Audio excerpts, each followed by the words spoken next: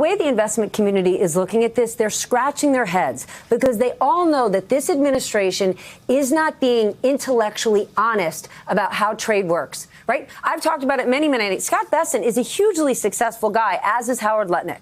And they are going on television day in and day out and misrepresenting how trade works. And let me give you an example. Yesterday, kind of the big story was, Amazon, maybe they're going to put, you talked about it in the last segment, maybe they're going to put on their website how much the tariffs are costing, each item on the site. Well, suddenly they weren't because the president made a call.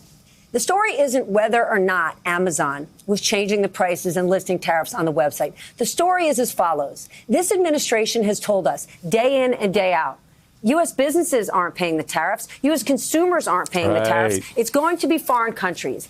If that were true, Michael, why would the whole hullabaloo have happened with Amazon yesterday? Why last week would Walmart, Home Depot, and Target beg the president and said, please do not do this. Our shelves will be empty in 2 weeks.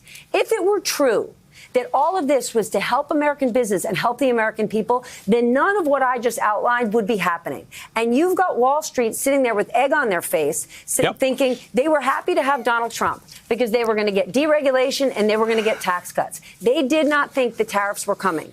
But had they listened to Trump, who has been talking about tariffs for the last 40 years, and remember, what is Wall Street's job, right? What is investors' actual job? It's to analyze risk. The risk you took with Donald Trump is that he was going to impose the tariffs that he's promised for 40 years. And alas, that's what you got.